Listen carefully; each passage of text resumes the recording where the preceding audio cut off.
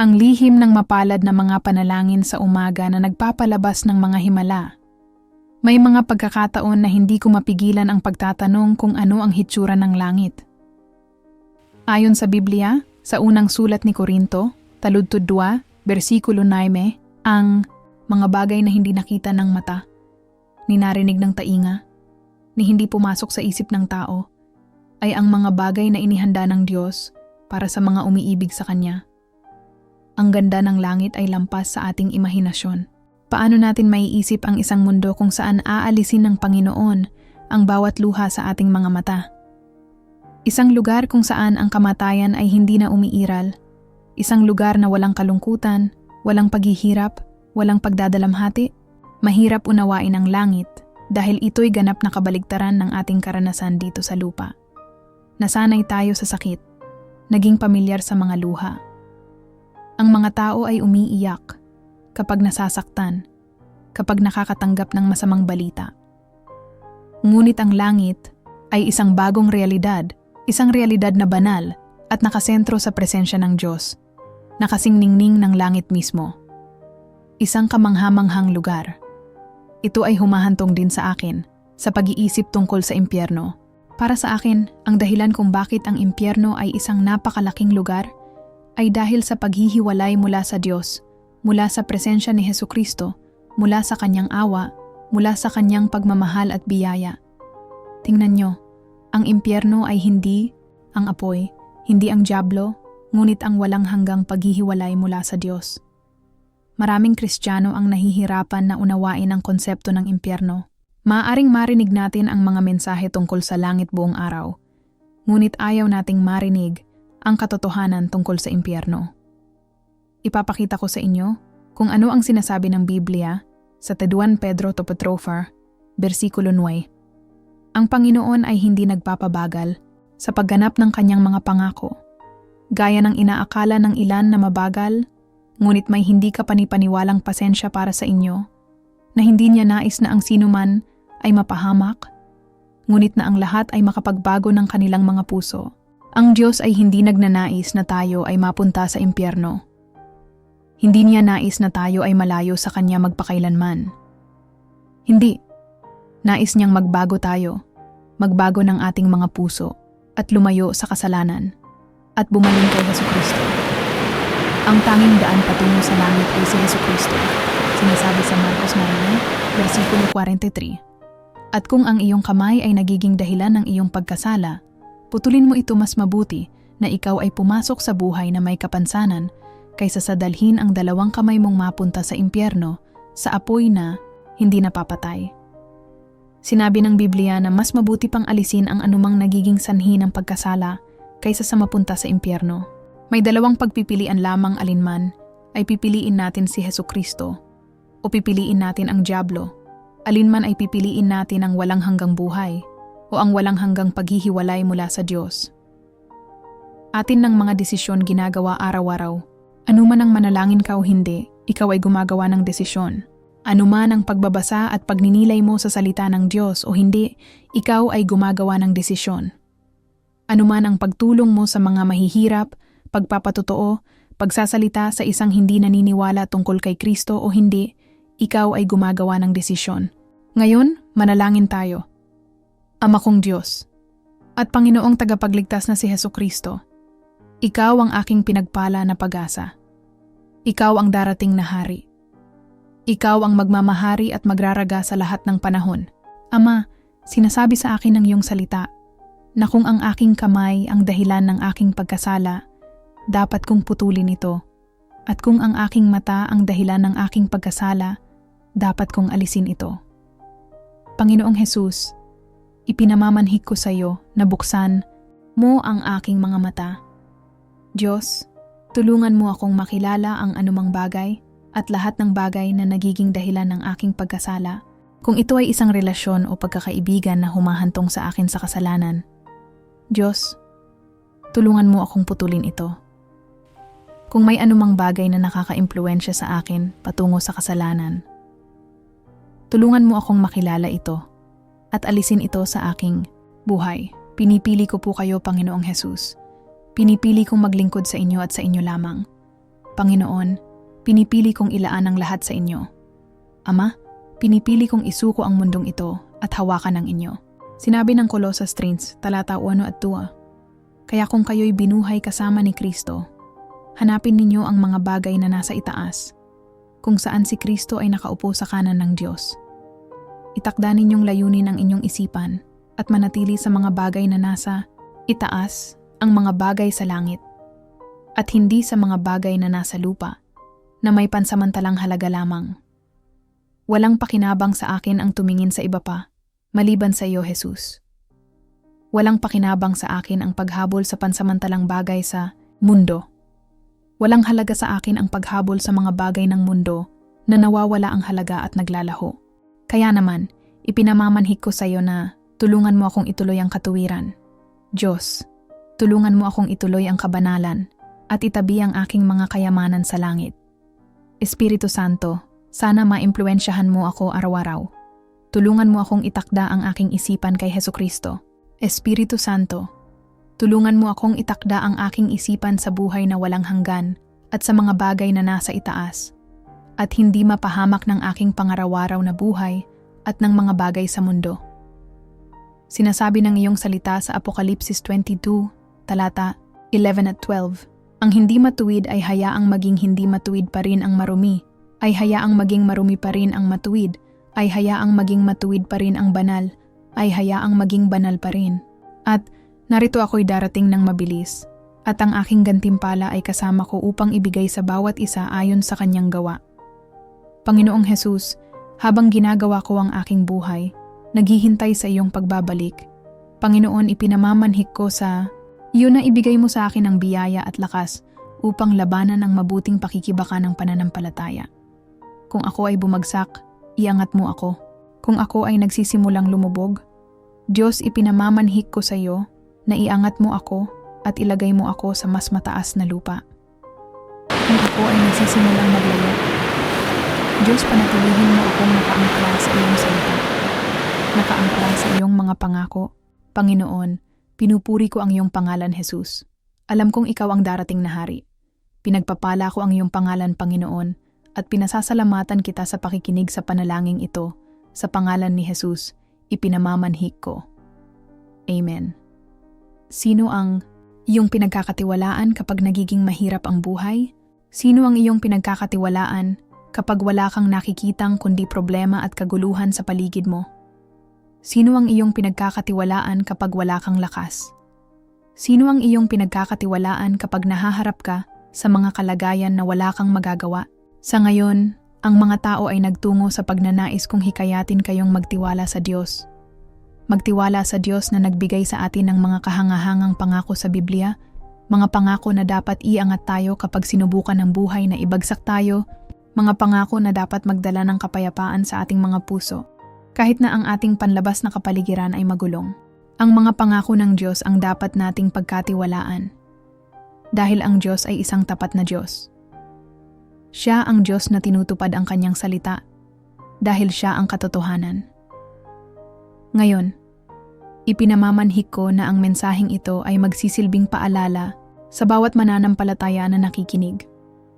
Nais kong malaman ninyo na kapag nagsimula kayong magtiwala sa mga pangako ng Diyos, mapagtanto ninyo na kayo ay inaalagaan ng mabuti, wala kayong kakulangan. At para sa mga nagtataka kung ano ang mga pangakong ito, hayaan mo akong ipaalala sa iyo kung ano ang sinasabi ng Biblia sa Isaiah 41:13. Sapagkat ako, ang Panginoon, ang iyong Diyos, ay hahawak sa iyong kanang kamay ako, ang nagsasabi sa iyo, huwag kang matakot, ako ang tumutulong sa iyo. Ito ay isang pangako. Isang pangako para sa mga panahong iyon sa buhay. Kapag nararamdaman mong hindi ka makakapagpahinga, ito ay isang pangako na tutulungan ka ng makapangyarihang Diyos. Darating ang Panginoon upang tulungan ka. Siya ang iyong suporta. Siya ang iyong haligi ng lakas. Sinasabi ng Isaiah 4:29, siya ay nagbibigay ng lakas sa mahina at sa walang lakas ay pinapalakas niya ang lakas. Ito ay isang pangako para sa atin na hawakan sa mga panahong mahina tayo. Ang Diyos ay magbibigay ng lakas sa pagod, Tutulungan ka na tumayo kapag nagiging mahirap ang mga panahon. Tutulungan ka na sumulong kapag mukhang tatamaan ka ng mga alalahanin. Sinasabi ng Biblia sa Exodo 14:14, ang Panginoon ang lalaban para sa iyo at ikaw ay mananatiling tahimik. Ito ay isang pangako para sa atin, isang pangako ng kaligtasan. Lalaban ang Diyos sa iyong mga laban, lalaban ang Diyos sa ating mga laban, at kailangan nating manatiling tahimik. Kaya walang dahilan upang magpumiglas dito at doon at sa lahat ng dako. Sa halip, hayaan ang Diyos na gumawa para sa iyo dahil mayroon tayong pangako na ang labanan na iyong kinakaharap ay pag-aari ng Panginoon. Sinabi ng Biblia sa Filipos part 19, at ang aking Diyos ay magbibigay sa iyo ng lahat ng iyong pangangailangan ayon sa kanyang kayamanan sa kaluwalhatian sa pamamagitan ni Kristo Jesus. Ito ay isang pangako para sa paglalaan. Kung mayroon kang pangangailangan, matutugunan ng Diyos ang pangangailangan na iyon. Hindi ito nangangahulugan na magkakaroon ka ng lahat ng gusto mo.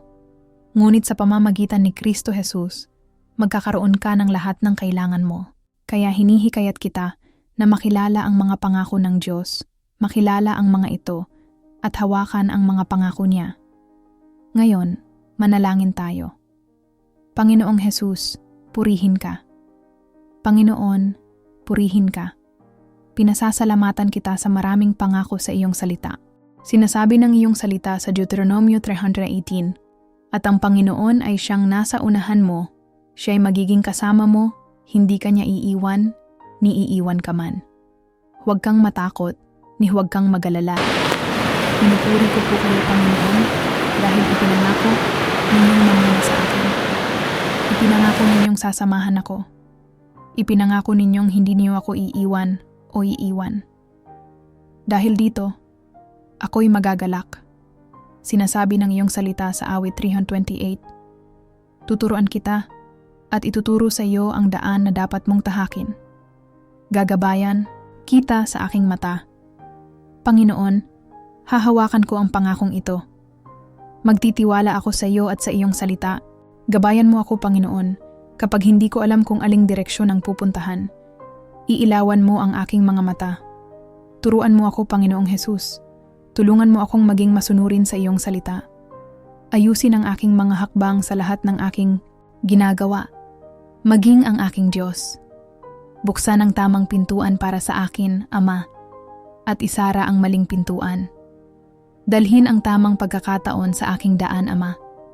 Magtitiwala ako sa iyo at sa iyong mga daan. Sinasabi ng iyong salita sa Lucas 119:13. Kaya sinasabi ko sa inyo, humingi at ibibigay sa inyo, hanapin at masusumpungan ninyo kumatok at bubuksan sa inyo. Sapagkat ang bawat humihingi ay tumatanggap, at ang humahanap ay nakakahanap, at sa kanya na kumakatok ay bubuksan.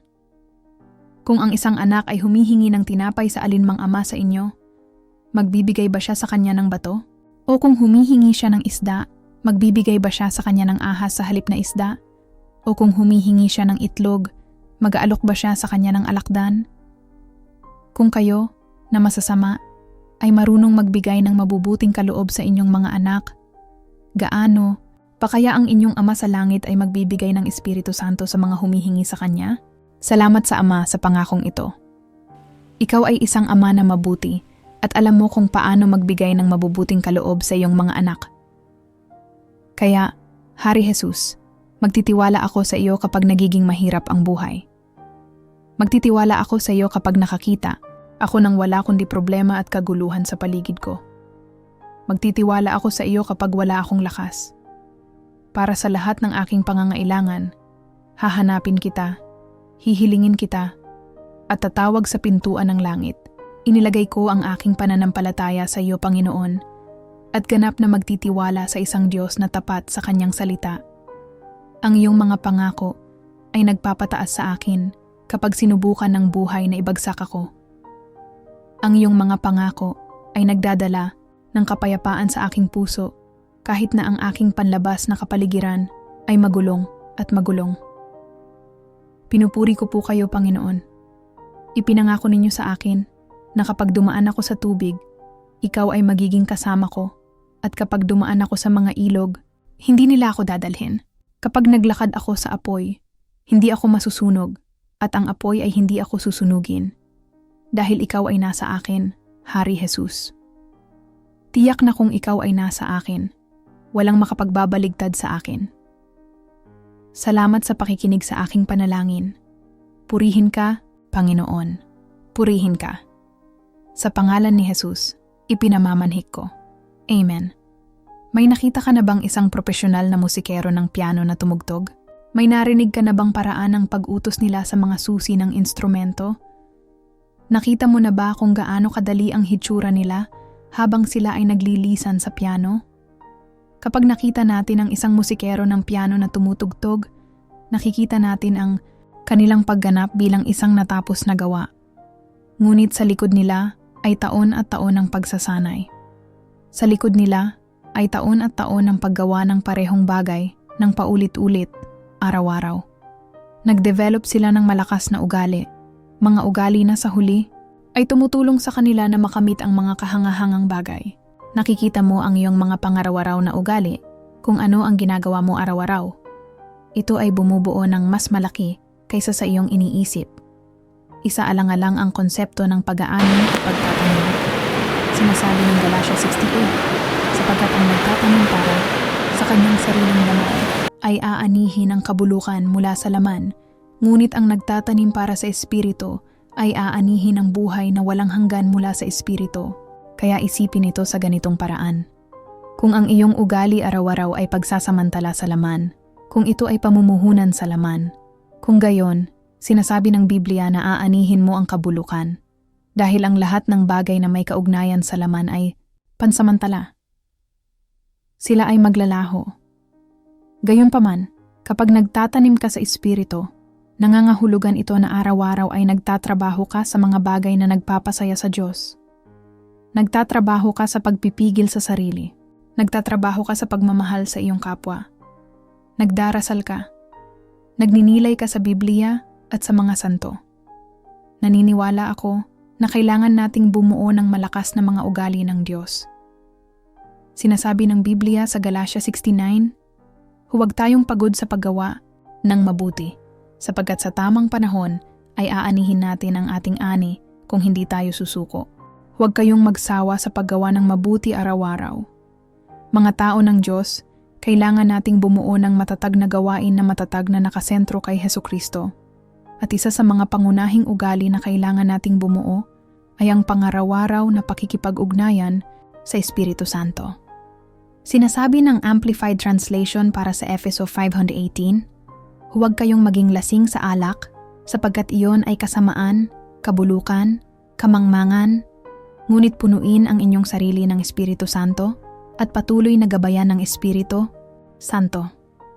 Kapag napuno tayo ng Espiritu Santo, nangangahulugan ito na tayo ay palaging pinapatnubayan ng Espiritu. Nangangahulugan ito na patuloy tayong ginagabayan ng Espiritu. Ito ay isang estado ng pagtitiwala. Hindi ka na umaasa sa iyong sarili o sa iyong mga mapagkukunan o sa iyong bilog ng impluwensya. Ngunit umaasa ka sa banal na Espiritu araw-araw. Iyan ang dahilan kung bakit napakahalaga na mapuno ng Espiritu Santo. Nakikita mo na kapag napuno ka ng Espiritu Santo, mas sensitibo ka sa tinig ng Diyos. Ang iyong puso ay nagiging mas tumutugon sa mga bagay ng Diyos, sa mga tagubilin ng Diyos. Sa Espiritu Santo, maaari mong basahin, tangkilikin, at maunawaan ang salita ng Diyos sa paraang naiiba sa kung sinusubukan mo ito sa iyong sarili. Kaya sikaping gawin itong ugali na araw-araw ay gumugugol ka ng oras sa Espiritu Santo. Gugugulin mo ang oras na iyon sa pagbuo at pagtatayo ng isang relasyon sa Panginoon, sa tulong, gabay, at pamumuno ng banal na Espiritu. Ngayon, pumunta tayo sa Diyos sa panalangin. Mahal na Ama, Diyos, pinasasalamatan kita.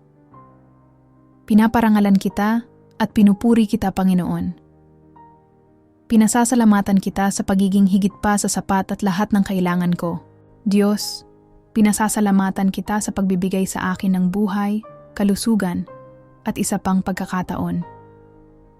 Panginoon, habang nasa harapan mo ako ngayon, hinihiling ko sa iyo na tulungan mo akong maging isang mananampalataya na lubos na umaasa sa iyo. Panginoon, Ipinamamanhik ko na ako ay maging isang taong lubos na nakatuon sa iyo. Sana maimpluwensyahan ako ng Espiritu Santo araw-araw. Sinasabi ng Efeso 5:12. Kaya maging mga tagasunod ng Diyos bilang mga anak na mahal at maglakad sa pag-ibig, kung paano din minahal tayo ni Kristo at ibinigay ang kanyang sarili para sa atin, bilang isang handog at isang hain sa Diyos, isang mabangong amoy. Panginoong Hesus, ang aking hangarin ay maging katulad mo nang maglakad ka sa mundo. Sinasabi sa atin ng Biblia na madalas kang umalis sa mga alagad, madalas kang umalis sa ibang tao upang makapagdasal ka sa Ama. At Panginoon, ipinamamanhik ko sa iyo na ibigay mo sa akin ang parehong biyaya upang imodelo ang aking buhay sa halimbawa na iyong sinabi. Tulungan mo akong umalis sa mundo at mula sa lahat ng pagmamadali ng buhay upang makapaglaan ng oras sa iyo sa panalangin, Panginoon. Hayaan iyon ang maging ugali ko. Nang maglakad ka sa mundo, Panginoon, ipinakita mo sa mga tao mula sa lahat ng uri ng mga background ang habag, pag-ibig at awa. Kakain ka kasama ng mga makasalanan. Iibigin mo ang mga tinanggihan ng lipunan. Tulungan mo akong mahalin ng iba, Panginoon, ang mga hindi katulad ko, ang mga hindi katulad ng aking tinig, ang mga walang parehong background gaya ko. Tulungan mo akong mahalin ang aking kapwa ng isang pag-ibig ng Diyos. Tulungan mo akong mahalin ang iba, anuman ang kanilang kasalanan. Tulungan mo akong huwag hatulan ang iba dahil sa kanilang kasalanan, sapagkat ako rin ay isang makasalanan na naligtas sa biyaya, isang taong nangangailangan ng iyong awa at habag. Hari Jesus, nang maglakad ka sa mundo, Panginoon, ikaw ay tungkol sa gawain ng iyong Ama. Ikaw ay inilagay ang iyong kalooban sa tabi upang ang kalooban ng Diyos na Ama ay maganap. Panginoon, ipinamamanhik ko sa iyo ang ganitong uri ng puso, isang puso na inilalagay ang iyong kalooban bago ang akin, isang puso na naglalagay sa iyo sa una. Hayaan itong maging kasiyahan ko na sundin ang iyong salita at isa katuparan ang layunin at mga plano na iyong inilagay sa aking buhay. Sinabi ng Biblia sa Efeso 5:1-7. Kaya tingnan kung paano ka naglalakad, na may karangalan, layunin, at tapang iwasan ang mga tumitiis at nagpapahintulot sa kasamaan, hindi bilang mga mangmang, ngunit bilang matalino, makatuwiran, matalinong tao na ginagamit ang iyong oras sa lupa ng buong kabuluhan, na kinikilala at inaabuso ang bawat pagkakataon at gamitin ito ng may karunungan at pagsusumikap. Sapagkat ang mga araw ay puno ng kasamaan, kaya huwag maging mangmang at walang pag-iisip, ngunit maunawaan at mahigpit na maunawaan ang kalooban ng Panginoon. Ama, mangyaring tulungan mo akong lumakad ng matuwid. Tulungan mo kami bilang iyong mga anak na lumakad ng may karunungan at karangalan sa harapan mo. Itaas mo kami upang maging isang tapat na mga taong hindi mangmang at walang pag-iisip, ngunit itaas mo kami upang maging mga taong nauunawaan at mahigpit na nauunawaan ang kalooban ng Panginoon. Itaas mo kami upang maging mga taong masunurin sa iyong kalooban. Panginoong Hesus, Panginoon, ipinamamanhik ko sa iyo na ipagpatuloy ang aking lakas araw-araw. Alam kong ang iyong biyaya ay sapat para sa akin araw-araw. Iniabot mo ang biyaya upang ako ay makapaglakad sa pagsunod sa iyong mga utos. Panginoon, ipinamamanhik ko na ang aking pangaraw-araw na ugali ay kapakipakinabang sa aking kaluluwa at sa aking espiritu. Huwag nawa akong magtanim sa laman, sapagkat ang laman ay nabubulok at ayaw kong umani ng isang ani ng kabulukan. Sa halip, Panginoon, ipinamamanhik ko sa iyo na buhayin ang aking espiritu. Buhayin ang aking espiritu, Panginoon, upang ako ay makapagtanim sa kung ano ang nagbibigay sa akin ng buhay na walang hanggan. At Panginoon, alam kong ikaw ay iyan. Ikaw, Hari Jesus, ay nagbibigay sa akin ng buhay na walang hanggan. Diyos, pinasasalamatan kita sa pakikinig sa aking panalangin. Pinupuri kita sa pagiging mapagmahal at mapagmalasakit na Diyos. Sa makapangyarihang pangalan ni Jesus, ipinamamanhik ko. Amen. Napansin mo ba kung paano ang salita ng Diyos ay may mas malalim na kahulugan kapag nakaharap ka sa ilang sitwasyon sa iyong buhay? Kapag nag-aalala ka, marahil ay nag-aalala ka tungkol sa iyong pananalapi o marahil sa iyong kalusugan? Sinasabi ng salita ng Diyos sa Filipos 46. Huwag mag-alala sa anumang bagay, ngunit sa lahat ng bagay sa pamamagitan ng panalangin at pagsusumamo na may pasasalamat, ipaalam ang inyong mga kahilingan sa Diyos.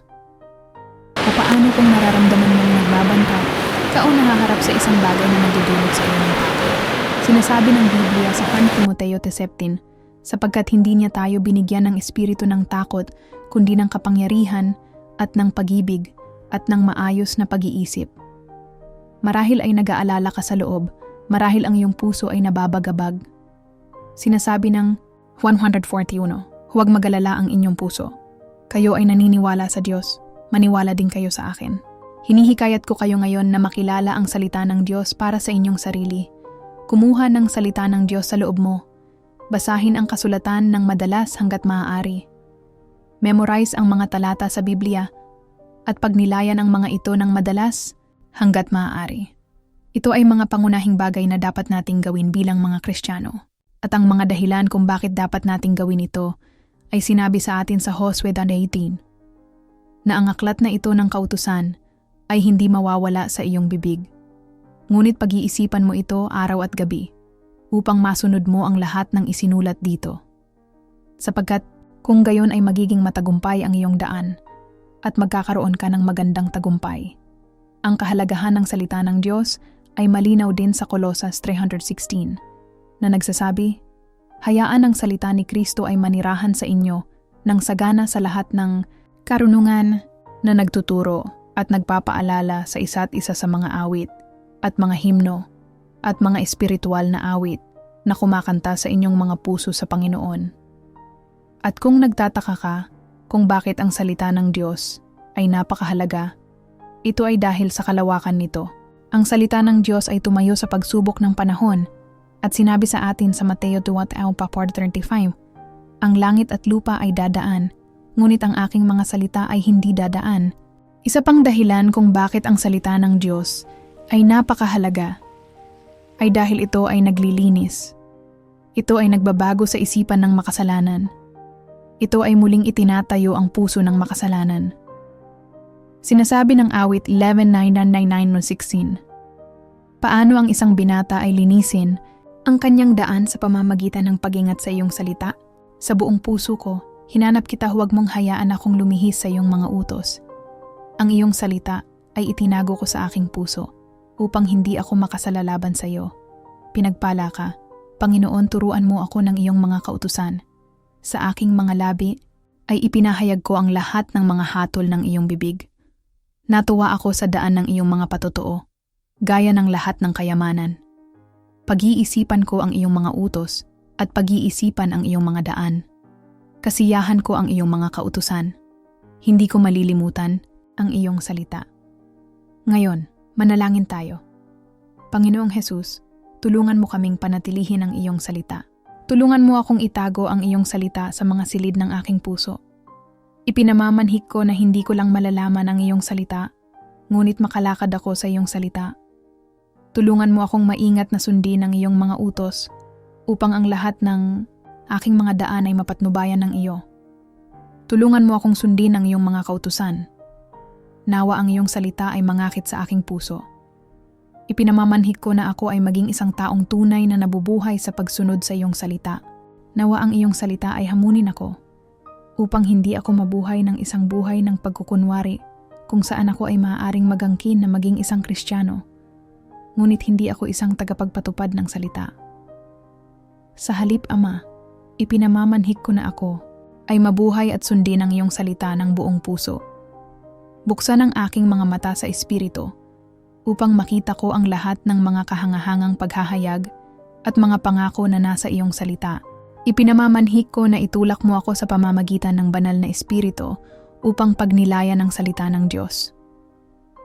Tulungan mo akong gawin itong isang gawain upang basahin ang Biblia at gumugol ng kalidad ng oras sa salita. Alam kong kailangan kong makilala ang salita ng Diyos, sapagkat ito ay magbabago sa akin. Ito ay bubuo sa aking pagkatao, at ito ay magbubuo sa akin sa isang lalagyan na magagamit ng Panginoon. Ito ay sisirain ang bawat masamang laman, makasalanan, at makasariling pag-iisip sa loob ko. At ang salita ng Diyos ay maaaring hamunin ang aking saloobin at pananaw. Sinasabi ng Biblia sa awit 11:9-5:29, ang aking kaluluwa ay dumikit sa alikabok, buhayin mo ako ayon sa iyong salita. Ipinahayag ko ang aking mga daan at ikaw ay sumagot sa akin. Turuan mo ako ng iyong mga kautusan, gawin mong maunawaan ang daan ng iyong mga utos. Kaya pag-iisipan ko ang iyong mga kahangahangang gawa. Natunaw ang aking kaluluwa sa kabigatan, palakasin mo ako ayon sa iyong salita. Alisin mo sa akin ang daan ng pagsisinungaling at ibigay mo sa akin ang iyong kautusan ng may awa. Ama, ipinamamanhik ko na ako ay mabubuhay muli sa pamamagitan ng iyong salita. Nawa ay palakasin ako ng iyong salita. Nawa ang banal na espiritu ay tumulong sa akin na hindi lamang pagnilayan ng iyong salita, ngunit maunawaan ang salita ng Diyos at maging isang mag-aaral ng salita. Ipinamamanhik ko na alisin mo ako sa pagiging isang makasariling buhay, patnubayan mo ako sa daan patungo sa kawalang hanggan at sa iyong mga bisig. Sinasabi ng Hebreo 4:12, sapagkat ang salita ng Diyos ay buhay at makapangyarihan, at mas matalim kaysa sa anumang tabak na may 2 talim, na tumutusok sa paghahati ng kaluluwa at espiritu, mga kasukasuan at utak, at nagtatakda ng mga saloobin at layunin ng puso. Ang iyong salita ay buhay, makapangyarihang Diyos. Ibig sabihin, ito ay may buhay, ito ay nagdadala ng buhay, at ito ay buhay sa mananampalataya. Ipinamamanhik ko na ang iyong salita ay kumilos tulad ng apoy at linisin mo ako sa lahat ng aking mga dumi. Nawa mong sunugin ang kasalanan, ang mga siklo ng kasalanan at pagkagumon.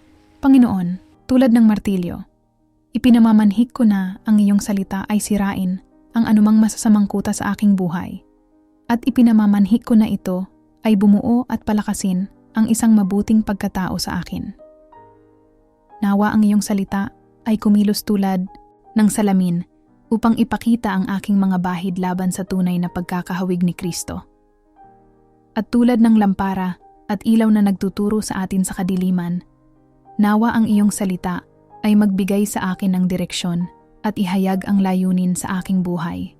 Tulad ng pagkain, nawa ang iyong salita ay magbigay ng sustansya, sapagkat sinasabi ng iyong salita na ang tao ay hindi nabubuhay sa tinapay lamang, kundi sa bawat salitang lumalabas sa Diyos. Nawa ang iyong banal na salita, ang iyong salita, na tumayo sa pagsubok ng panahon, ay linisin at hugasan ako. Nawa itong muling ibagay ang aking pag-iisip at palakasin ang aking pananampalataya.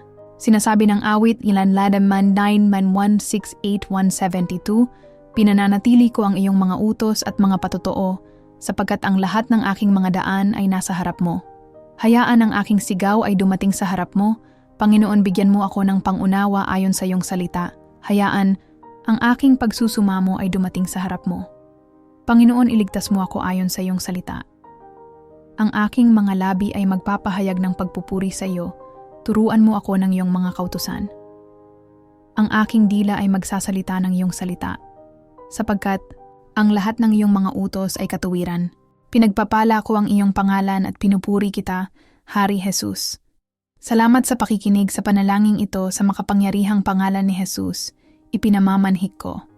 Amen. Sinasabi ng Isaiah 5:20, aba sa mga nagsasabing mabuti ang masama at masama ang mabuti, na naglalagay ng kadiliman sa liwanag at liwanag sa kadiliman, na naglalagay ng mapait para sa matamis at matamis para sa mapait. Ang salitang aba, maaaring isalin sa modernong terminolohiya bilang mag-ingat o malaking kalungkutan. Kaya, epektibong sinasabi ng Biblia na malaking kalungkutan sa mga nagsasabing mabuti ang masama at masama ang mabuti. Ang mundo ay nagtuturo sa ating natiisin, gayunpaman, ang salita ng Diyos ay nagtuturo sa atin na ang kasalanan ay kasalanan at dapat nating mabuhay ayon sa kasulatan at hindi tiisin ang itinuturing ng kasulatan na kasamaan. Ang mundo ay nagtuturo sa atin na makipagkompromiso. Ang mundo ay nagsasabi na ito ay okay na malaman na sumuko sa kasalanan, paminsan-minsan. Alam mo, nararapat sa iyo iyon. Nararapat sa iyo ang paggamot. Huwag maging matigas sa iyong sarili. Gayunpaman, ang salita ng Diyos ay nagtuturo sa atin na ang kabayaran ng kasalanan ay kamatayan. Ang mundo ay hindi na tinatawag na masama ang kasamaan ni kasalanan ng kasalanan. Ang mundo ay nagsasabi sa iyo na ang pagmamataas ay okay dahil nagtrabaho ka ng husto upang makarating ka sa puntong iyon. Ang mundo ay nagsasabi sa iyo na ang paghihiganti ay okay dahil walang sino man ang may karapatang makipag-usap sa iyo tulad niyan, walang sino man ang dapat tratuhin ka ng ganyan. Gayunpaman, ang salita ng Diyos ay nagtuturo sa atin na huwag maging napapagtagumpayan ng kasamaan, ngunit sa halip na pagtagumpayan ang kasamaan ng kabutihan. Dahil sa sinabi sa atin na huwag maging napapagtagumpayan ng kasamaan, nangangahulugan ito na may pagkakataon na ang isang tao ay maaaring